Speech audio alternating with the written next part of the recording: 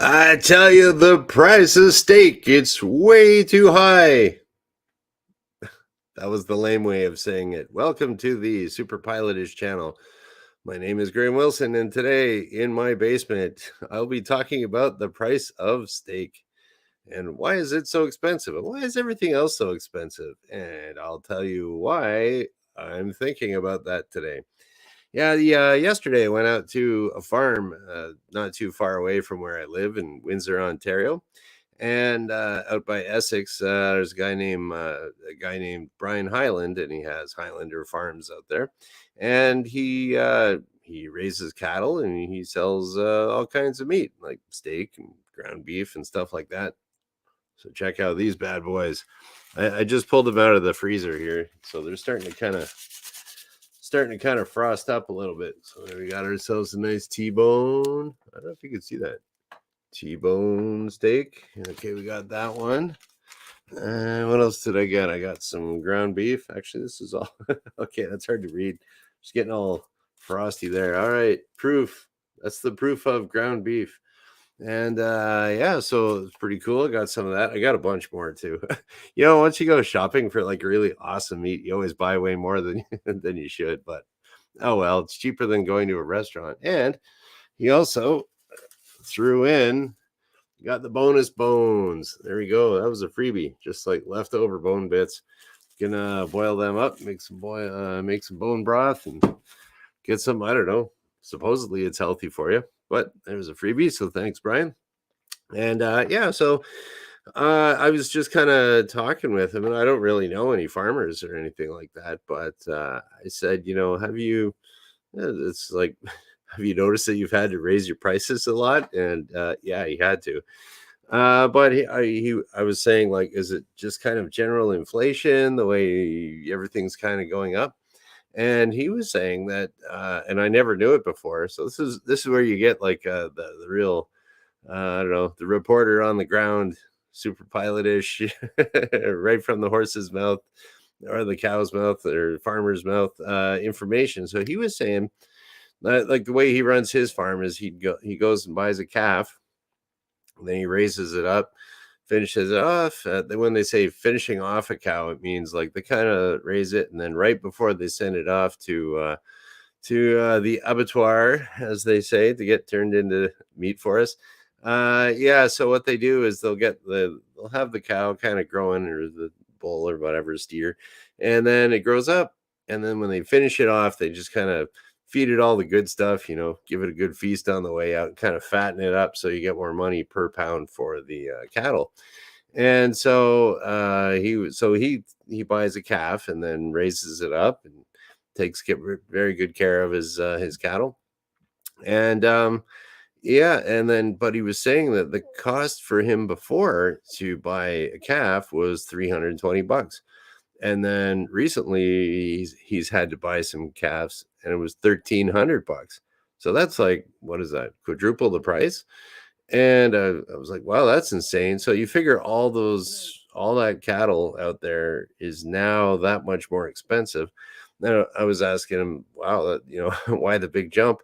And so he was saying that there was, and I kind of remember it in the news, but I did do some little super pilotish research here. And in 2021 in Alberta, it was apparently the worst drought in 60 years. And it's like, I read that on the internet. I was like, oh, yeah, that's right. I remember that was bad out there. So 2021. So what happened was that all the farmers, like, there was such a bad drought that, you got your cows, or, all your cattle's out in the pasture. And usually, like, I talked to another guy that kind of grew up with cattle, and he said that, oh yeah, you just throw them out in the pasture, make sure they got enough water, and they just kind of go eat grass and eat stuff. They'll find something to eat in the pasture, and they just hang out for the summer. Okay, that's cool. And then that's roughly what he said.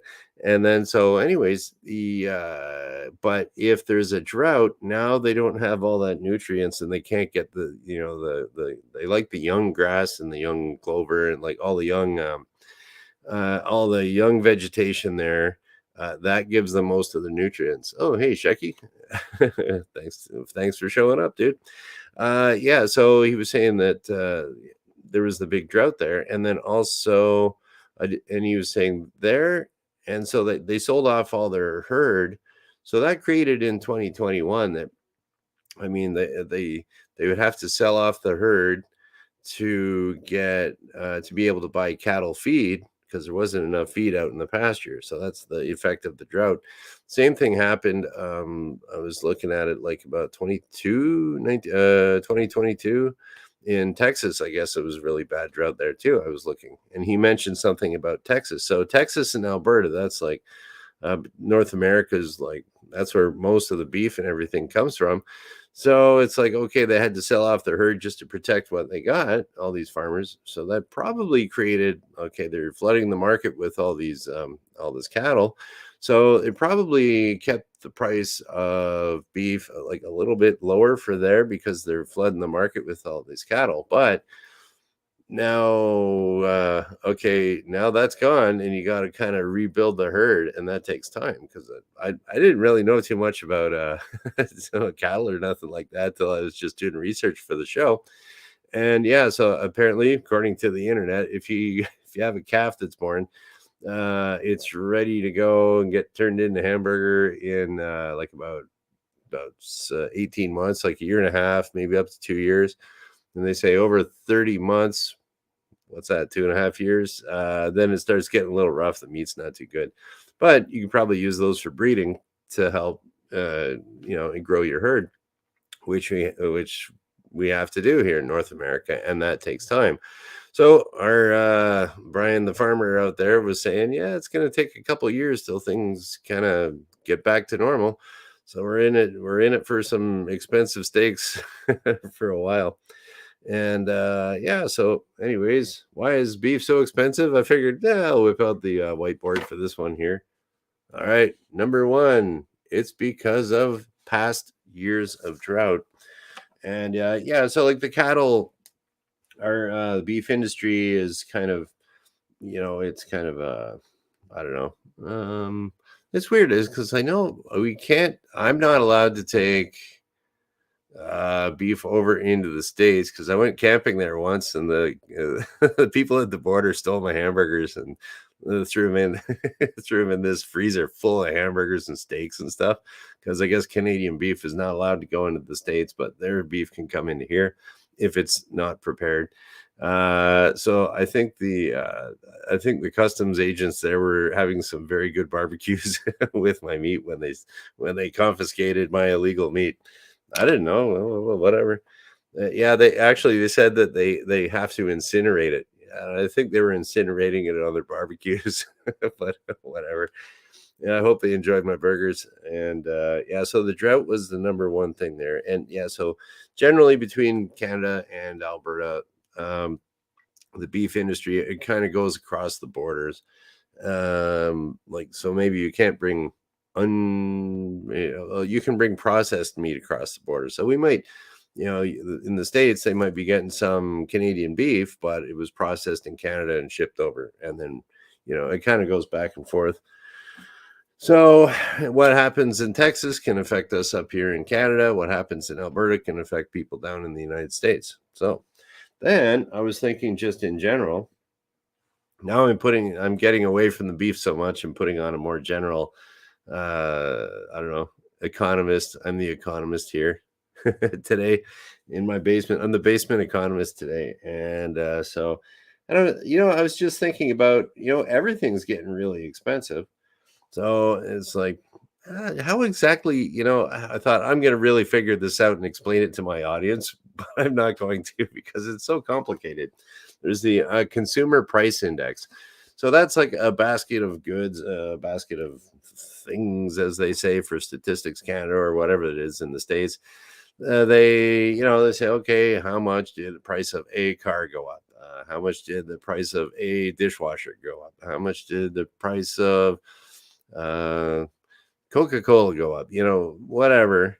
And the thing is, it's like I don't really trust any of those statistics because I was looking, okay, according for my province in Ontario, they said that, according to the Consumer Price Index, da da da da da, and you get numbers thrown at you all over the internet. It's like, oh, year over year inflation was 5.5% for where I live. So it's like, I go to the grocery store, it's not 5%, man. It's like 30, 50.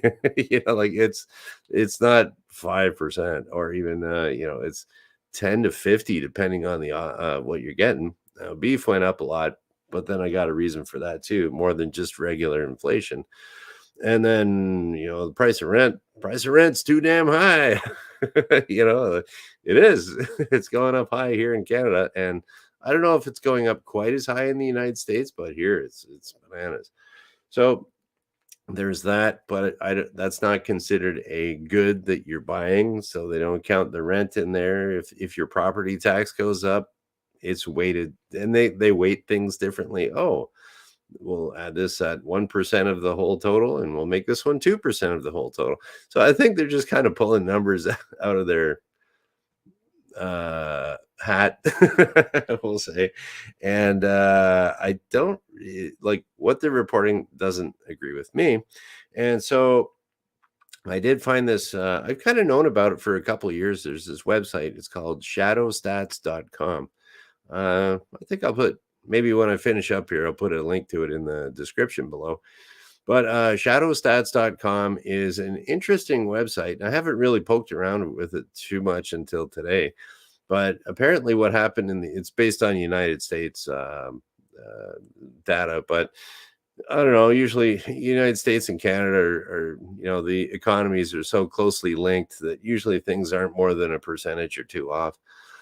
And so Shadow Stats, they have like an index there that was they calculated as if all the consumer price index stuff, like the way that it was done in up until 1990. In 1990, they switched it over to count different things, and miraculously, it's always lower. How does that work? So, yeah, I think. So why is beef so expensive? I mean, part of it is, oh, that was another thing too. I was going to talk about the carbon tax. Oh, everyone's talking about the carbon tax up here in Canada. And I did look at the website I Googled it, and it came up with the government website saying that farmers are exempt from the carbon tax. So that wouldn't necessarily drive up the price of my meat, my steak I bought, because they're exempting any of the diesel or regular gas that the farmers are using. Okay, that's exempt from the tax. But what about the trucks that are transporting this stuff? What about if a farmer's got to irrigate a field, how much for all that water line that he's bringing in and running a quarter mile of water line? Okay, the transportation to bring it there, plus all the construction costs of making that water line for the irrigation system. There's another couple percent, another couple percent, another couple percent. But the actual fuel to run your combine or your pickup truck, okay, yeah, you're not paying your extra percent there, but it's going through the rest of the economy, a couple percent, and who pays for that? Graham, when he goes to get his T-bone steak out in the county. So it all rolls downhill, as they say. And I got such clean language today. Can't believe I used to work in a machine shop. Okay, and the other thing here, yeah, so we'll just kind of say, in general, why are things so expensive? Well, taxes, as long as I've ever been alive, I've never really seen taxes ever go down. Have you? I don't know.